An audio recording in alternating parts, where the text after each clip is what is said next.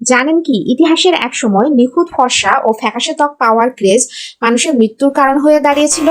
প্রাচীন রোম থেকে শুরু করে ১৬শ শতকের এলিজাবেথান যুগে অভিজাত নারীরা মুখ ধবধবে সাদা করার জন্য এক ধরনের বিশেষ ফেস পাউডার ব্যবহার করতেন, যার মূল উপাদান ছিল হোয়াইট লেড বা তীব্র বিষাক্ত সীসা। এমনকি রানী এলিজাবেথ নিজেও তার মুখের দাগ লুকাতে এই বিষাক্ত মেকআপের পুরো আস্তরণ মাখতেন।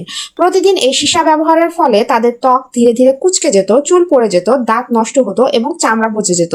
আর সেই পচা চামড়া লুকাতে তারা আরো বেশি মেকআপ মাখতেন। ফলাফল, ধীরে ধীরে সীসার বিষক্রিয়া সরাসরি রক্তে মিশে তারা মৃত্যুর কোলে ঢলে পড়তেন। সৌন্দর্য মানে নিজেকে বিষ দেওয়া নয়। আজ একবিংশ শতাব্দীতে দাঁড়িয়ে আমরা জানি ত্বককে ক্ষতি না করেও নিয়াসিনামাইড, রাইস ওয়াটার বা কজিক অ্যাসিডের মতো নিরাপদ সায়েন্টিফিক উপাদান দিয়ে ত্বককে ভিতর থেকে উজ্জ্বল ও সুস্থ রাখা সম্ভব। ইতিহাসের এমন আরো রোমহর্ষক ও অদ্ভুত বিউটি ট্রেন্ডস জানতে সিরিজের পরের এপিসোডের জন্য এখনই ফলো বা সাবস্ক্রাইব করে